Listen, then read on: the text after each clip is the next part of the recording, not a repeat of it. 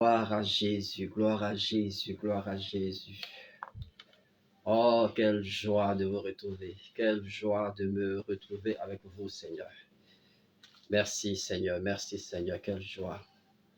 Alors, bien-aimés frères et sœurs en Christ, que le Seigneur vous bénisse, qu'il vous bénisse encore et encore et encore. Soyez bénis, richement bénis au nom de Jésus-Christ. Alors, comme convenu, ce soir, nous avons notre rencontre, l'heure de mon miracle, et comme je le dis toujours, c'est une opportunité pour nous d'exposer un certain nombre de personnes ou d'exposer tout un chacun à la grâce de Dieu. Nous sommes appelés à être exposés à la grâce de Dieu de manière continue, Gloire à Dieu, gloire à Dieu. Oh, notre Père et notre Dieu, toi qui règnes dans les cieux, qui règnes dans notre cœur par ton esprit et par ton esprit dans la puissance de ta fidélité, Seigneur. Tu règnes dans notre cœur, tu règnes dans notre vie, Seigneur. Nous voulons te bénir, te célébrer, te magnifier, t'exalter, te dire que, Seigneur, c'est pour toi que nous sommes là. Nous voulons, oui, Seigneur notre Dieu, nous laisser toucher, nous laisser édifier, nous laisser bâtir, nous laisser construire, nous laisser challenger par la puissance de ton esprit qui est en nous et qui agit en nous dans le nom puissant de Jésus-Christ. Oui, Seigneur, sois béni. Merci pour ce moment, Seigneur, au nom de Jésus-Christ. Amen. Gloire à Dieu. La semaine dernière, déjà, je tiens à m'excuser pour le mardi dernier. Je n'ai pas pu vraiment me disposer à cause de pas mal de contraintes. Comme vous le savez, je suis financier, je suis comptable et c'est une période où il faut finaliser rapidement les états, les déposer aux impôts. Bon, et c'est bon, je fais économie de toutes ces explications, mais vraiment, j'ai pas pu. Je pense que je suis dans la dernière semaine où je suis vraiment très chargé dans ce domaine. Et puis après, on pourra faire des vidéos, même en cours de journée, vraiment que le Seigneur bénisse. Donc, le dimanche passé, nous, en parlant des deux types de vie, j'ai parlé de la vie selon la chair et la vie selon l'esprit. Et le dimanche passé, nous avons montré qu'il y a deux types de vie, Mais pour nous qui sommes enfants de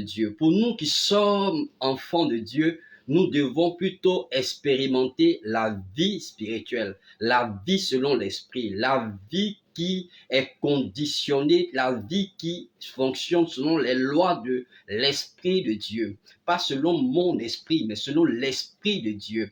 Et j'ai mis l'accent surtout sur la vie selon la chair. Donc, je ne vais pas refaire ce message. Vous pouvez le réécouter, même sur notre page YouTube. Vous pouvez le réécouter.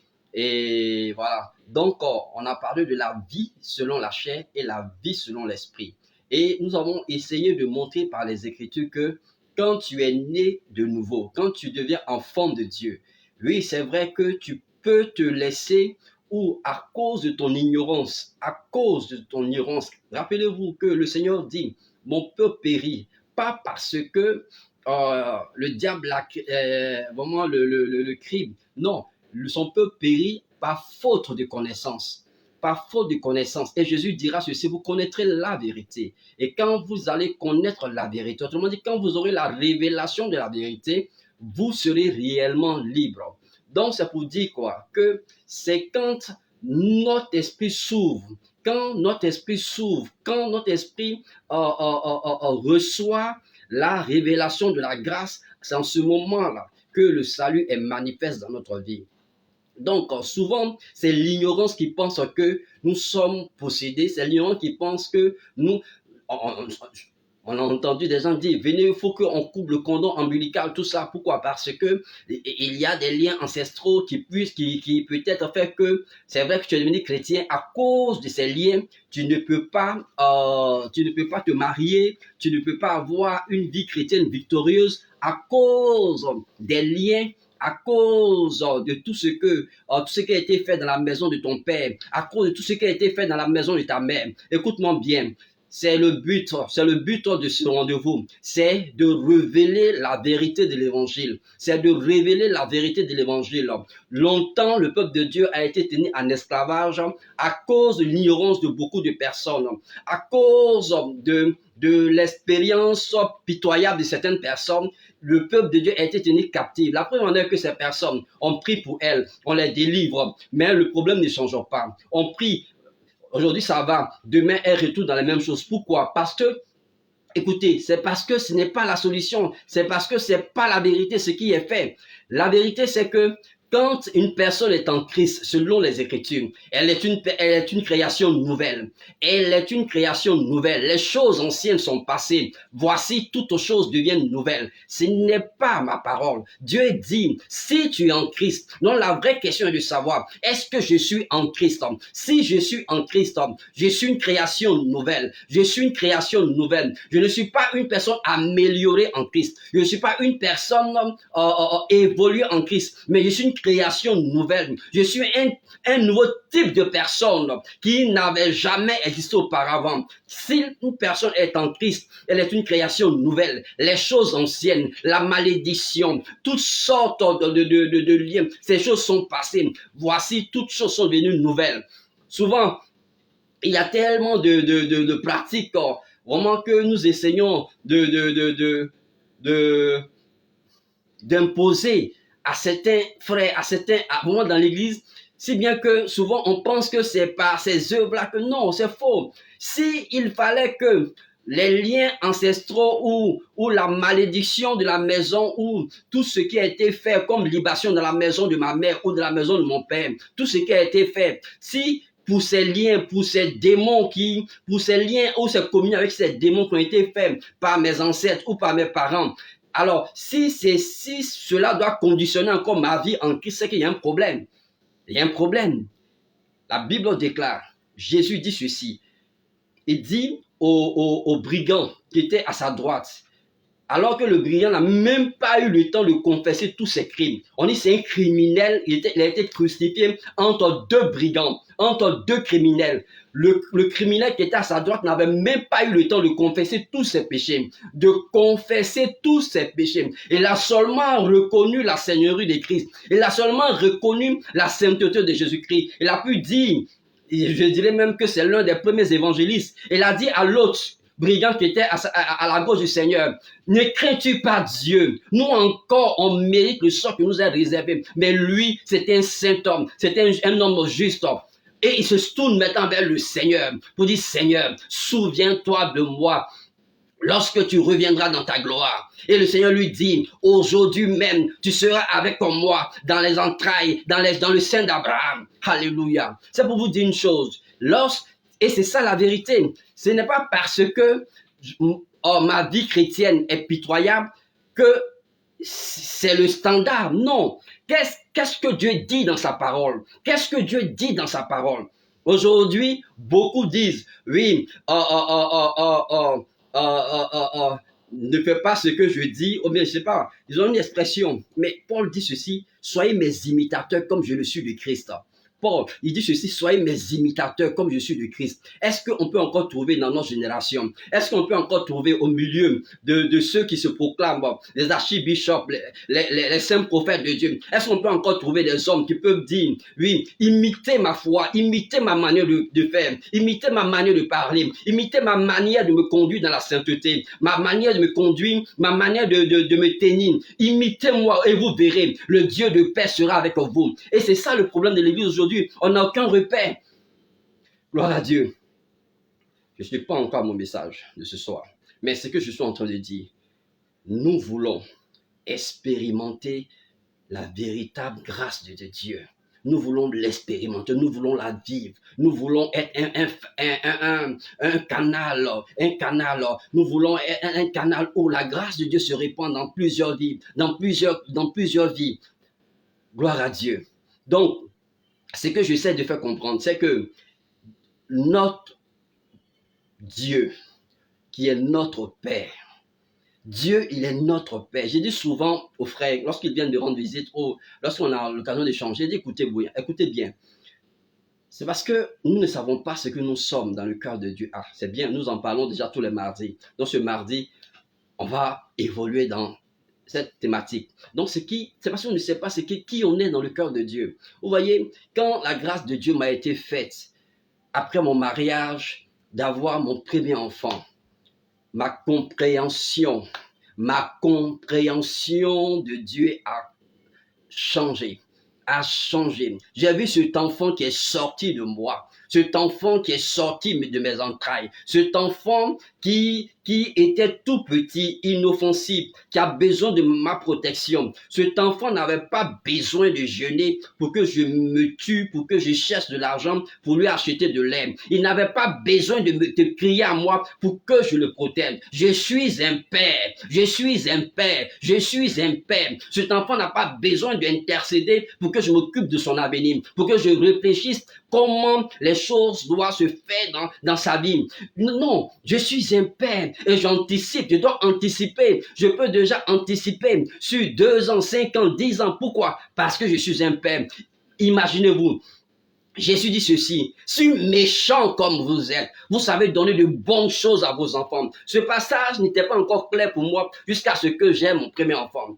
Comprenez un peu. Jésus dit, si méchant comme vous êtes, vous savez donner de bonnes choses à votre enfant. À plus forte raison, votre Père qui règne dans les cieux, mais aussi qui règne en vous, ou si du moins vous avez accepté Jésus-Christ comme Sauveur et Seigneur, ne donnera-t-il pas le Saint-Esprit à ceux qui le lui demandent? Si Dieu est capable de donner ce qu'il a le plus cher en lui, s'il est capable de distribuer ce qu'il a le plus cher en lui, qu'est-ce qu'il ne sera pas capable de te donner? S'il te donne son esprit, la personne la plus importante de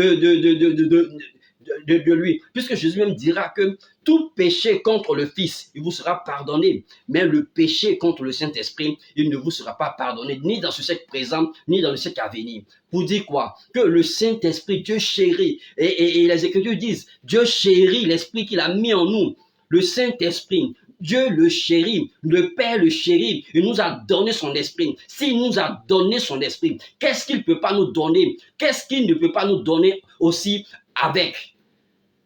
Gloire à Dieu. Aujourd'hui, alors que nous avons parlé vraiment la semaine dernière de ces 2 types de vie, et ma prière pour toi qui m'écoutes, ou pour toi qui m'écouteras demain ou après-demain, ou dans les jours, les semaines, les mois à venir, ma prière c'est que tu puisses épouser cette vie de l'esprit, car il est écrit que si nous vivons selon l'esprit, si nous marchons selon l'esprit, si nous fonctionnons selon l'esprit, nous allons vivre la gloire de Dieu, nous allons vivre la grandeur de Dieu, nous allons vivre la manifestation de la Shekinah, de la gloire de Dieu dans tout le compartiment de notre vie. Le problème, c'est parce que nous laissons notre chair nous dominer. Vraiment, que le Seigneur puisse nous aider. Donc ce soir, j'avais annoncé dans notre rencontre du dimanche passé que j'allais parler des 4 éléments ou 4 piliers ou 4 piliers qui nous permettent d'avoir une vie chrétienne victorieuse. Mon objectif, c'est vrai. Tout à l'heure, on va prier pour ceux qui sont malades ou ceux qui ont besoin de sentir de vivre quelque chose d'extraordinaire de la part de Dieu. Nous allons prier tout à l'heure pour vous. Mais, vous voyez, je ne veux pas que nous soyons des gens qui attendent toujours la prière. Mon objectif, c'est que tu comprennes que tu n'as pas besoin qu'on prie pour toi. Tu n'as pas besoin forcément qu'on prie pour toi. C'est vrai qu'il y a des moments dans la vie où on a besoin qu'on nous soutienne parce qu'on est faible, parce que on a perdu, on est déséquilibré quelque part, soit par la maladie, soit par le péché, soit par le manque, soit par la frustration. Mais ce que je veux te dire, tu as tout en toi pour être victorieux. Il suffit que tu crois et tu saches qui tu es et qu'est-ce que tu as en lui, en Christ. Gloire à Dieu. Donc, je vais parler de 4 éléments.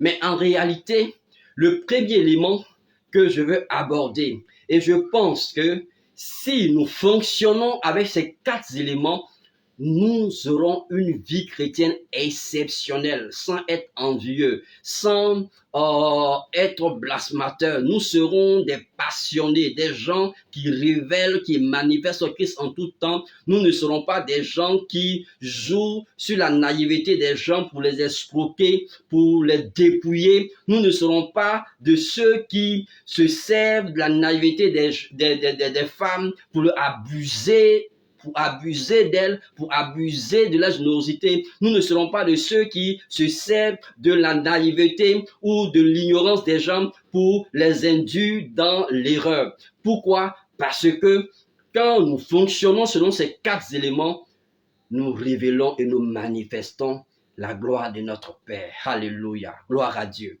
Gloire à Dieu. Donc, le premier élément sur lequel j'aimerais attirer ton attention, qui est important. Vous voyez, je parle ici aux gens, aux personnes qui disent avoir accepté Jésus-Christ comme Sauveur et Seigneur. Et ces 4 éléments, peut-être qu'on pourra faire une séance par élément, mais ce n'est pas à l'ordre du jour pour le moment, mais c'est ce dont je voudrais parler. C'est ces 4 éléments. Et le premier élément, c'est se laisser conduire par le Saint-Esprit. Le problème aujourd'hui de nos églises, le problème aujourd'hui de l'église de notre ère, de notre génération, c'est que nous avons mis le Saint-Esprit de côté. C'est que nous avons mis le Saint-Esprit de côté. Or, Jésus dit déjà dans Jean 14, Jean 14, 15 et 16, où il parle de la venue du Saint-Esprit, vraiment avec plus de détails. Jésus dit ceci, que lui, il va prier le Père pour qu'il nous donne un autre consolateur qui sera éternellement avec nous. Vous comprenez un peu? Un autre consolateur. Pourquoi Jésus parle de ce consolateur?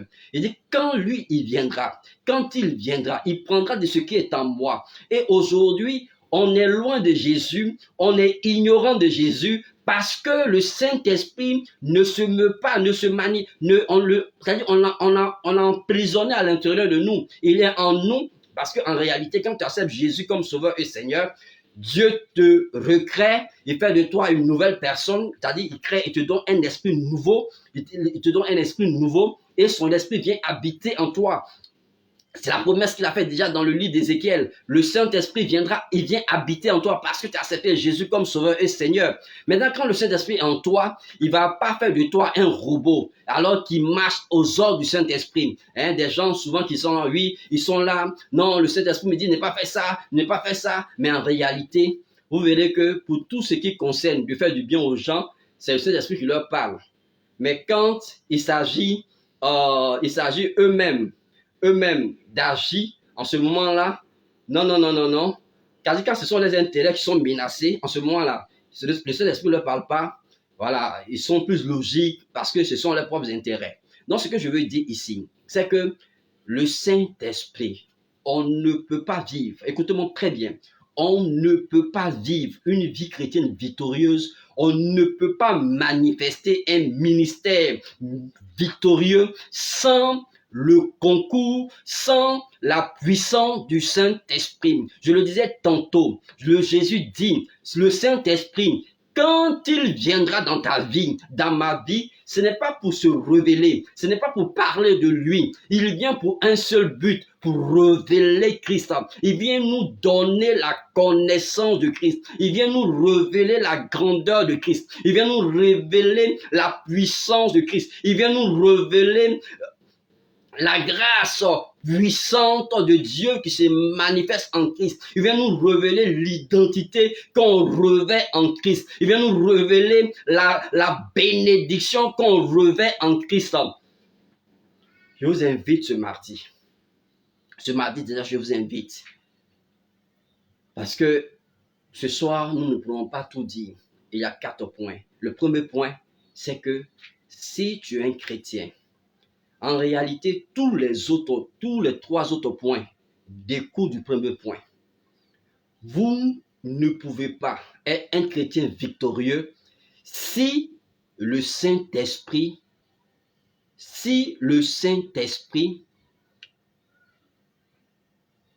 n'opère pas par vous et en vous. Ce n'est pas possible. Je ne dis pas que vous n'irez pas au ciel. Je ne dis pas que vous ne serez pas sauvés. Mais je dis pour vivre ici-bas une vie de gloire, une vie vraiment. Aujourd'hui, c'est qu'on a tellement simplifié les choses que nous sommes sortis de la pensée de Dieu. Aujourd'hui, on te dit, si tu veux l'onction, il faut jeûner 40 jours. Si tu veux l'onction, il faut prier en langue pendant des heures. Je ne veux pas m'attaquer à ces pratiques qui ne sont pas anti-bibliques. Mais la cause dans laquelle, ou la raison dans laquelle nous entrons ces choses ne sont pas bibliques. C'est pas vrai. C'est pas vrai.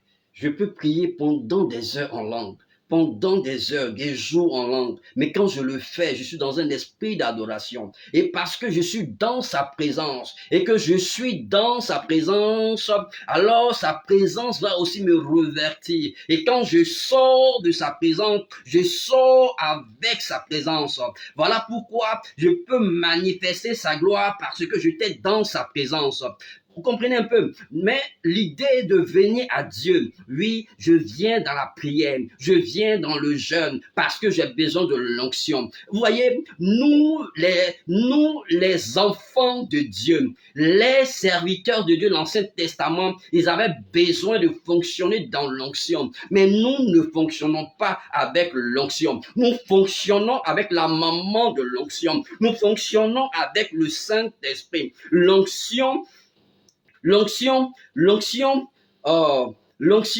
vous voyez, dans l'ancienne alliance, les prophètes n'avaient pas le Saint-Esprit, mais c'est l'ombre du Saint-Esprit qui les couvrait. C'est l'ombre de l'Esprit de Dieu qui venait sur eux. Alors, ils pouvaient opérer déjà, même avec l'ombre, ils pouvaient opérer, ils pouvaient faire des choses extraordinaires. Voilà pourquoi Marie, même si elle était sainte, vierge, mais elle n'était pas régénérée, elle n'avait pas encore été convertie, elle n'avait pas encore accepté Jésus comme sauveur et Seigneur. Marie était obligée, où la puissance de l'Esprit de Dieu est venue sur elle. La puissance de l'Esprit de Dieu est venue sur elle et la Bible dit que c'est l'ombre de la présence de l'Esprit de Dieu qui la couvre et qui fait que le Saint-Enfant qui va naître sera, qu'on appelle ça, appelé enfant de Dieu. Ça vous dit quoi? Que même Marie n'a pas reçu le Saint-Esprit en elle. Le Saint-Esprit, la Bible dit que c'est l'ombre. Pourquoi? Parce que pour que le Saint-Esprit vienne dans ta vie, il te faut obligatoirement recevoir Jésus-Christ comme sauveur et Seigneur. Autrement dit, il te faut naître de nouveau. Si tu ne nais pas de nouveau, tu n'as pas accès au royaume. Il te faut naître de nouveau. Et pour naître de nouveau, on a besoin de recevoir Jésus-Christ comme sauveur et Seigneur. Et quand nous l'acceptons comme sauveur et Seigneur, cela signifie que je reconnais que je suis un pécheur. Quand je dis Jésus, je t'accepte comme sauveur et Seigneur, cela signifie que tu reconnais que tu es un pécheur. Et que si aujourd'hui tu meurs, tu vas en enfer. Contrairement à ce qu'on nous fait croire.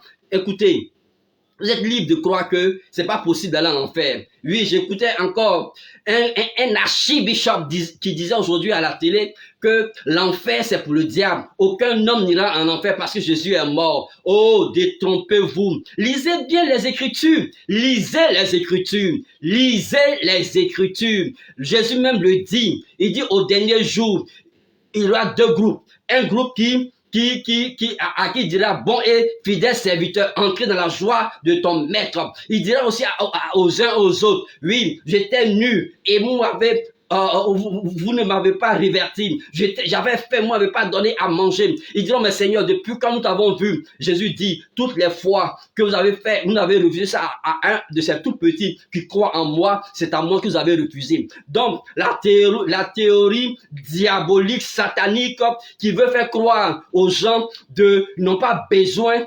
Paul même le dit. Paul dit ceci, je tiens durement mon corps, je le tiens durement et je le tiens assujetti, de peur qu'après avoir annoncé l'évangile à un plus grand nombre, je sois moi-même disqualifié. D'où vient cette théorie? Oui, personne n'ira en enfer. Mon frère, il faut te détromper. Si tu vis selon la chair, on en a parlé la semaine dernière, tu n'hériteras pas le royaume des cieux. Attendez, vous pensez que quoi? Le Dieu puissant, souverain, il se donne un corps, il vient habiter parmi les hommes. Et avec tout, c'est-à-dire il habite parmi nous et il accepte que l'homme qu'il a créé le tue à la croix, le crucifie à la croix. C'est-à-dire Jésus va subir la mort la plus atroce. Et avec ça, c'est-à-dire il finit d'accepter cette mort parce qu'il nous aime, parce que c'était le seul moyen pour nous sauver, parce que Dieu nous aime tellement. Jésus me dit, Dieu a tellement aimé le monde qu'il a donné son Fils. Il a tellement aimé qu'il a donné son Fils afin que quiconque croit ne périsse pas. Parce que si tu ne crois pas, il y a le danger de périr, il y a le risque de périr. Si tu ne crois pas au Fils, le Fils, il dit, je suis le chemin, je suis la vérité et la vie. Nul ne vient au Père sans passer par moi. C'est Jésus qui parle ici. Nul ne vient au Père sans passer par moi. C'est Jésus qui le dit. D'où vient cette théorie diabolique, satanique, mensongère que 8 personnes iront en enfer? Mais déjà, réfléchissez un peu. Réfléchissons, ne soyons pas bêtes. Réfléchissons, ne soyons pas bêtes. Je lui dis, réfléchissons. Regardons déjà dans le jardin d'Éden. Regardez déjà dans le jardin d'Éden, s'il est vrai, écoutez-moi très bien, s'il est vrai que l'enfer n'est pas pour nous, quand Adam et Ève ont péché, il ne devait pas avoir de conséquences sur la création. Il ne devait pas avoir de conséquences sur la création. Mais si Dieu a chassé Adam de sa présence, c'est parce que Dieu est le péché. Dieu est le péché. Et ne vous y trompez pas. Ne vous y trompez pas. Si tu n'as pas Jésus comme sauveur et Seigneur, si tu ne vis pas après l'avoir reçu, si tu ne marches pas selon l'esprit, que tu marches dans la chair, c'est-à-dire ton avant et ton maintenant en Christ, il n'y a pas de différence. Tu es toujours impudique. C'est toi qui fumes, qui bois, qui cherche les jeunes filles par-ci par-là, qui ment, qui vole, qui triche. La Bible dit, dans la parole de Dieu, il est dit que si tu demeures dans ça, tu vas en enfer. Si tu veux, il ne faut pas croire. Si tu veux, il ne faut pas croire. D'ailleurs, c'est toi qui as beaucoup, tu prends le plus de risques. Puisque ce qu'il ne faut pas faire là, tu fais. Et tu penses que tu seras sauvé. Ok. L'enfer n'a pas été créé pour l'homme, d'accord. Mais tout homme qui se conforme aux œuvres de Satan ira le retrouver là-bas. Tu te conformes aux œuvres de Dieu, tu iras le retrouver là-bas. La question est de savoir où tu veux aller après ta mort. Où tu veux aller après ta mort, où tu veux être. Donc, le premier point dont je parle, c'est le Saint-Esprit. Le Saint-Esprit. Écoutez, Dieu n'enfante pas des bobos spirituels. Dieu n'enfante pas des sous spirituels. Aujourd'hui, on a empêché le peuple de Dieu et ceux qui pensent être dans cette communion avec le Saint-Esprit. C'est comment Dieu vous parle. Enseignez ça au peuple. Montrez au peuple comment on entend la voix du Saint-Esprit. Comment reconnaître la voix du Saint-Esprit. Comment le Saint-Esprit nous conduit. Vous voyez, vous voyez, regardez nos églises. Regardez nos églises. Combien parlent en langue. Combien sont baptisés dans le Saint-Esprit. Combien de personnes peuvent dire, aujourd'hui le Saint-Esprit m'a parlé. Aujourd'hui le Saint-Esprit m'a dit de faire ceci, de faire cela. Pourquoi? Parce qu'on ne va pas à l'essentiel. On ne va pas à l'essentiel. On ne va pas à l'essentiel. Comment pouvons-nous aller à l'essentiel si ceux qui sont au-devant de nous, eux-mêmes ne vont pas à l'essentiel? Car je produis ce que je suis. Je produis ce que je suis. Ce que je suis, c'est que je produis. Le Saint-Esprit. Le Saint-Esprit. Le Saint-Esprit. Où est le Saint-Esprit dans nos cultes, dans nos moments de louange? Où est le Saint-Esprit? Où les cœurs sont restaurés, sont transformés? Où est le Saint-Esprit? Où les guérisons s'opèrent de manière extraordinaire? Où est le Saint-Esprit? Aujourd'hui, il y a tellement de choses bizarres, tellement de pratiques bizarres, parce que les gens n'ont pas le deuxième point dont je vais parler tout à l'heure. Le Saint-Esprit. Pierre dit aux paralytiques, regarde-moi bien, alors qu'il allait au temple. Il dit, regarde-moi bien, je n'ai ni or ni argent, mais ce que j'ai, au nom de Jésus-Christ, lève-toi et marche. Et le paradis s'est levé. Où sont ces hommes de Dieu? Où sont ces hommes de Dieu pour relever les paralytiques? Où sont-ils? On a tellement de gens qui sont paralysés dans leur mode de fonctionnement, leur mode de réflexion, leur mode de croyance. Les gens sont paralysés. Ils sont paralysés. La vérité ne coupe plus nos rues. Les gens sont paralysés. Et le Seigneur cherche des hommes et des femmes qui vont se lever dans l'effusion de l'esprit, dans la puissance de l'esprit, pas pour escroquer, mais la puissance de Dieu. Gloire à Dieu. Gloire à Dieu. Gloire à Dieu. La puissance de Dieu. La puissance du Saint-Esprit. Cherchons à marcher, à vivre, à parler avec le Saint-Esprit. Gloire à Dieu. Gloire à Dieu. Gloire à Dieu. Gloire à Dieu. Oh, merci Seigneur.